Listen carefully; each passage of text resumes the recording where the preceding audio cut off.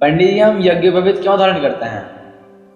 देखिए, यज्ञोपवीत अपने आप में एक इतना पवित्र सूत्र है कि जिसको धारण करने मात्र से ही व्यक्ति के अंदर एक नवीन ऊर्जा का सृजन होता है। हमारे जो 16 संस्कार इस सनातन परंपरा, सनातन संस्कृति में है, उन 16 संस्कारों में से जो 10वां संस्कार है हमारा, वो यज्ञोपवीत संस्कार है। उस यज्ञोपवीत संस्कार के बाद व्यक्ति का एक नवीन जन्म होता है। अर्थात जब व्यक्ति माता के गर्भ से जन्म लेता है, उसका वो तो एक जन्म है ही।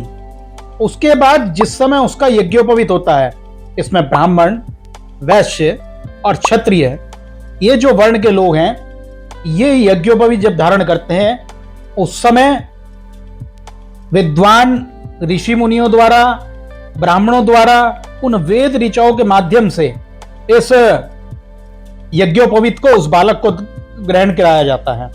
जब ये धारण कर लेते हैं, उस समय गुरु द्वारा उनके कानों में गायत्री मंत्र या किसी गुरु बीज मंत्र का उच्चारण किया जाता है, जिसके आधार पर वो व्यक्ति अपने पूरे जीवन को शास्त्र सम्मत विधि से यापन करता है। जो लोग इस जनेऊ को धारण नहीं करते, अर्थात जो ब्राह्मण, जो वैश्य या जो राजपूत लोग हैं, क्षत्रिय लोग हैं, अगर वो लोग ये धारण नहीं करते तो उनको किसी भी प्रकार से किसी यज्ञ में, किसी हवन में, यहां तक कि किसी भी प्रकार के मंत्र उच्चारण का अधिकार नहीं है। जैसे ये तो हो गया, अब इन्हें कौन कौन धारण कर सकता है? देखिए, जैसा मैंने बताया कि इनको जो धारण करने वाले हैं, हमारे जो 4 वर्ण हैं, ब्राह्मण, वैश्य, शूद्र और क्षत्रिय, ये चारों वर्ण में जो ब्राह्मण हैं, जो क्षत्रिय हैं और जो वैश्य हैं, ये 3 वर्ण जो है, इनको यज्ञोपवीत धारण करने का अधिकार है। ये अधिकार प्राप्त करने के बाद वो वेद पढ़ने का, शास्त्र पढ़ने का, मंत्रोच्चारण का, ये सभी अधिकार प्राप्त कर सकते हैं। इससे पूर्व जितने भी लोग जो ये मन गणत प्रकार से, या कहें कि बहुत मंदिरों में जाकर अपने को शास्त्र ज्ञाता, वेद ज्ञाता या मंत्रोच्चारण जो करते हैं, उसका जिस प्रकार से लाभ मिलना चाहिए, जिसका जो सकारात्मक परिणाम मिलना चाहिए, वो परिणाम नहीं मिलता है।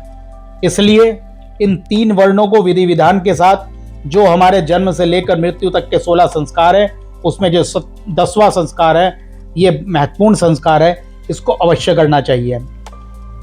हमारे यहाँ ऐसा कहा जाता है कि 4 वर्ष से लेकर 8 वर्ष की आयु में ही बालक का यज्ञोपवीत संस्कार कर देना चाहिए, जिससे कि उसकी ज्ञान अर्जन की सही अवस्था वही होती है। उस ज्ञान अर्जन के साथ वो व्यक्ति अपना पूरा जीवन उस सकारात्मक तरीके से चलाता है कि उसको जीवन में कभी भी असफलता नहीं मिलती है।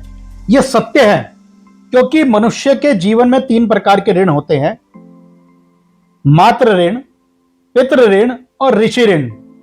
ये तीनों धागे उन तीनों ऋण को, 3 मतलब एक सूत्र में 3 धागे होते हैं, 9 धागे, टोटल 9 सूत्र होते हैं।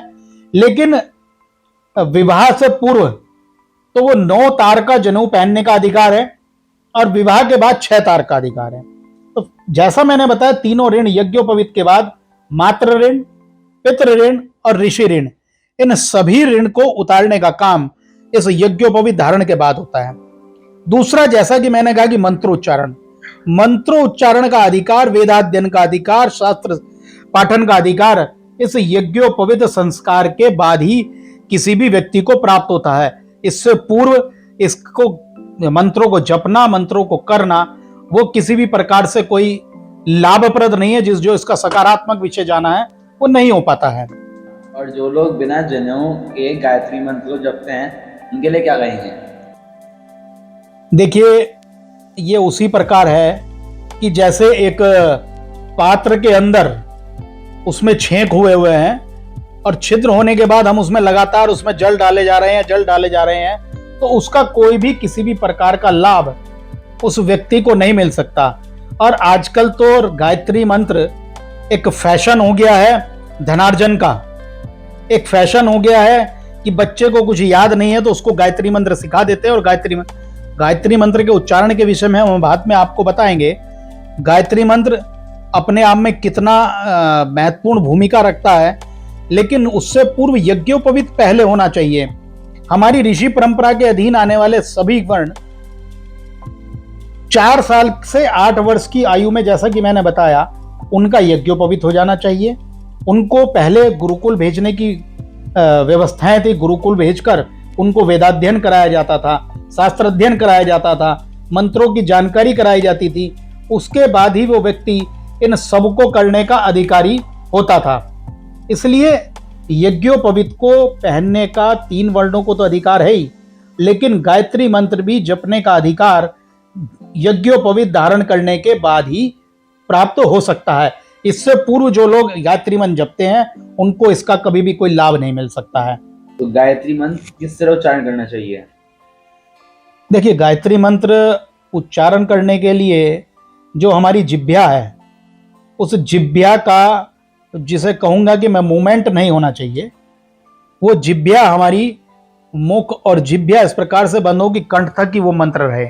उसके लिए भी अलग अलग परंपराएं हैं, अलग अलग व्यवस्थाएं हैं कि कौन से वर्ण को किस प्रकार गायत्री का जाप करना चाहिए, वैश्यों को, ब्राह्मणों को किस प्रकार करना चाहिए, वैश्यों को किस प्रकार करना चाहिए, क्षत्रियों को किस प्रकार। इसी प्रकार यज्ञोपवीत को लेकर भी हमारे यहाँ कि कितने तार का यज्ञोपवीत कौन व्यक्ति धारण कर सकता है, ये भी हमारे यहाँ अलग अलग व्यवस्थाएं बनाई गई हैं। आम व्यक्ति के लिए ये एक साधारण धागा मात्र हो, जो कि कोई ब्राह्मण या हिंदू बनने के लिए या ब्राह्मण बनने के लिए इस धागे को डाल ले, लेकिन इसका अर्थ है यज्ञोपवीत, यज्ञ से उत्पन्न हुआ वो सूत्र जो कि आपको यज्ञ इत्यादि पुण्यदायी कर्म करने का अधिकारी बनाता है।